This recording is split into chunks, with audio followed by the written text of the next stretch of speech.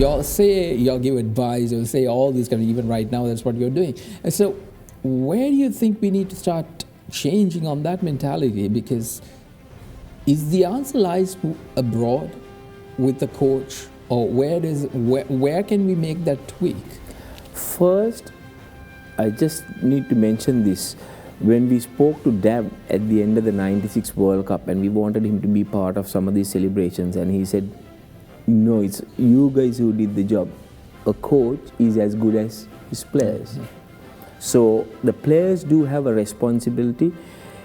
If you keep changing coaches, it's not going to help the system, it's not going to help the players. There was a time, from my point of view again, we had to depend on foreign coaches. But now my personal view is that we can move away. We do have the people. We need to make them accountable and get them to have a professional approach. And also, we should work on not letting our people who have excelled, who have done well, can be as a player, can be as a coach, going overseas, working for other countries. We need to make an effort to keep them. So to do that, I think we need to move away from this mindset. If you're a Sri Lankan, you need to pay an X amount. If you're a foreigner, that's what it is. No.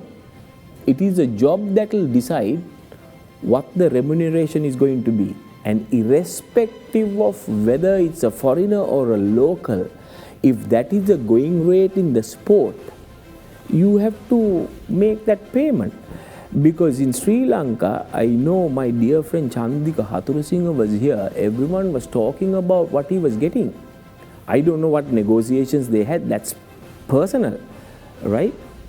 Then, if they have agreed, so that means that's what is worth. I'm sure they must be paying something pretty much similar to the current coach.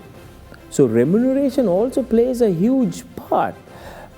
It should not be the factor for someone to select the job. You have to have the passion, you have to have the knowledge, you have to have a vision and the drive to coach a team.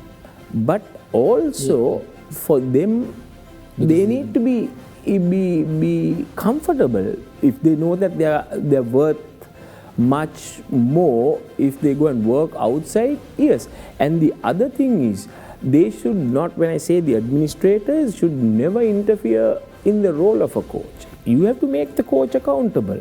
What happens is, why we are looking at a foreign coach is, when we have a foreign coach, we feel that the amount of interference will be minimum. You get one of our own guys.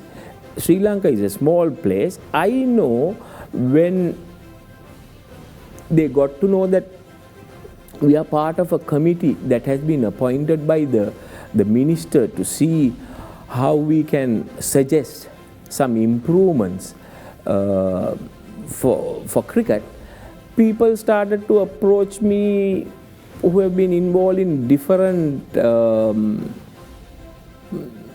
sectors of the game. Can be umpires, referees, cricketers from different clubs, schools. So people who are going to be selected also have to be strong and be firm, and they should be able to walk the talk. I feel in life, people should walk the talk. Sadly, we don't see in this country, even at the topmost level, people walking the talk.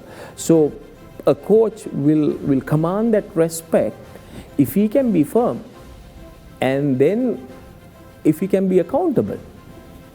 So changing coaches are also not the solution, but finding the right coach and giving him that authority and giving him that confidence.